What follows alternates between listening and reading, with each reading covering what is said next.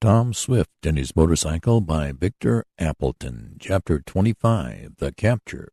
Goodbye. Tom's story was soon told, and Mr. Damon quickly explained to his friends in the automobile how he had first made the acquaintance of the young inventor. "But how does it happen that you are trusting yourself in a car like this?" asked Tom.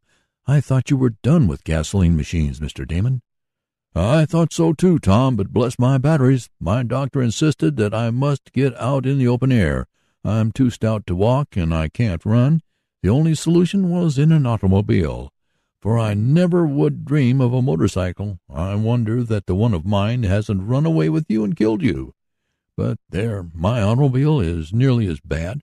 We went along very nicely yesterday, and now, just when I have a party of friends out, something goes wrong. Bless my liver, I do seem to have the worst luck." Tom lost no time in looking for the trouble. He found it in the ignition and soon had it fixed. Then a sort of council of war was held. "Do you think those scoundrels are there yet?"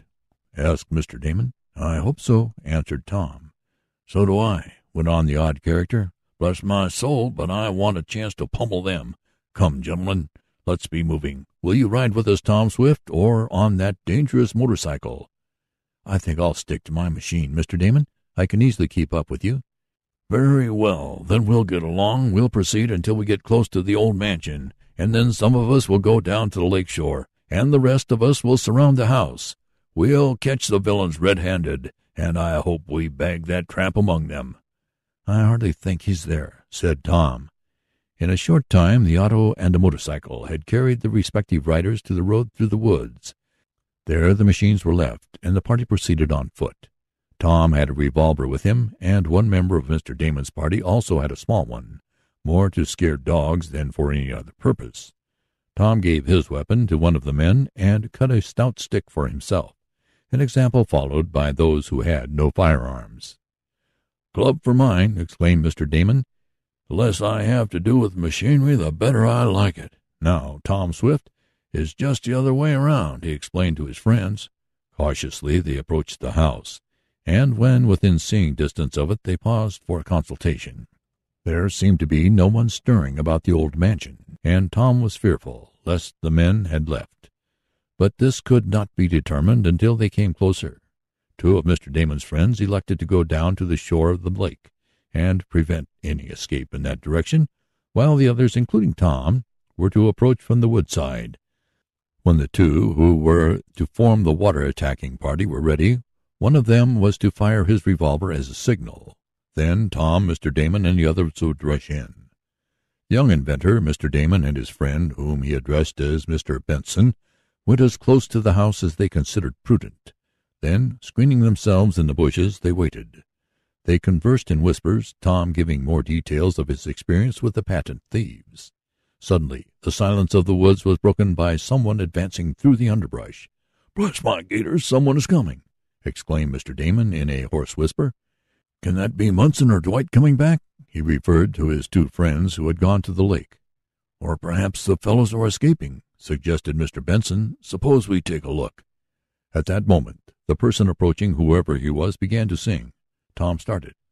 "I'll wager that's Happy Harry the Tramp," he exclaimed. "I know his voice." Cautiously Tom peered over the screen of bushes. "Who is it?" asked Mr. Damon. "It's Happy Harry," said Tom. "We'll get them all now. He's going up to the house." They watched the tramp, all unconscious of the eyes of the men and the boy in the bushes. He kept on. Presently the door of the house opened, and a man came out. Tom recognized him as Anson Morse, the person who had dropped the telegram. "Say, Burke," called the man at the door, "have you taken the motorboat?" "Motorboat? No," answered the tramp. "I just came here. I've had a hard time. Nearly got caught in Swift's house the other night by that cub of a boy. Is the boat gone?" "Yes. Appleton came back in it last night and saw someone looking in the window, but we thought it was only a farmer and chased him away. This morning the boat's gone." "Thought maybe you had taken it for a joke." "Not a bit of it. Something's wrong," exclaimed Happy Harry. "We'd better light out. I think the police are after us. That young Swift is too sharp for my liking. We'd better skip. I don't believe that was a farmer who looked in the window. Tell the others. Get the stuff, and we'll leave this locality."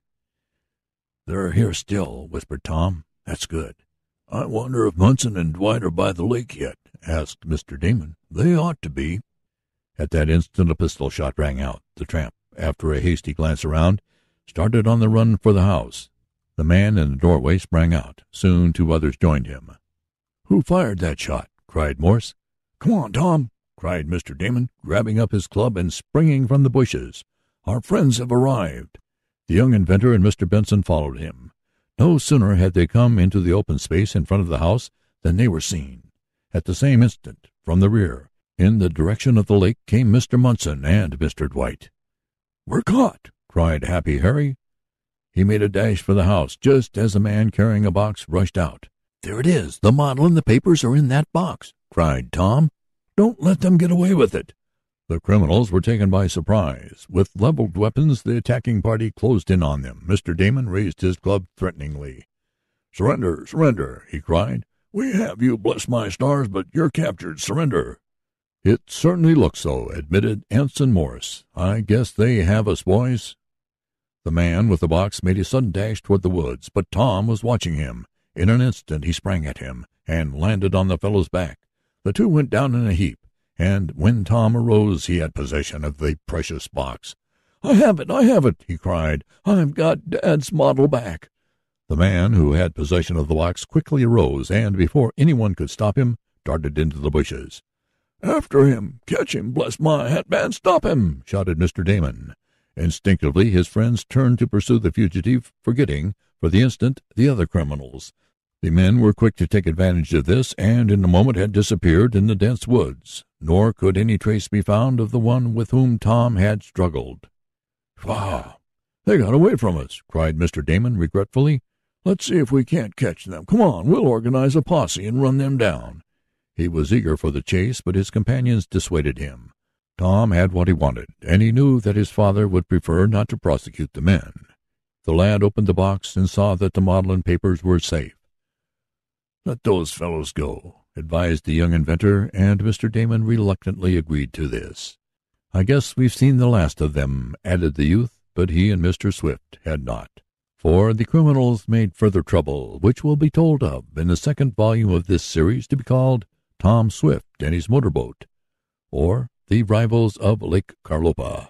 In that our hero will be met in adventures even more thrilling than those already related, and Andy Foger, who so nearly ran Tom down in the automobile, will have a part in them. "Now," said Mr. Damon, after it had been ascertained that no one was injured, and that the box contained all of value that had been stolen, "I suppose you are anxious to get back home, Tom, aren't you? Will you let me take you in my car? Bless my spark plug, but I'd like to have you along in case of another accident." The lad politely declined, however, and with the valuable model and paper safe on his motorcycle, he started for Shopton, arriving at the first village after leaving the woods. Tom telephoned the good news to his father, and that afternoon was safely at home, to the delight of Mr. Swift and Mrs. Baggert. The inventor lost no time in fully protecting his invention by patents.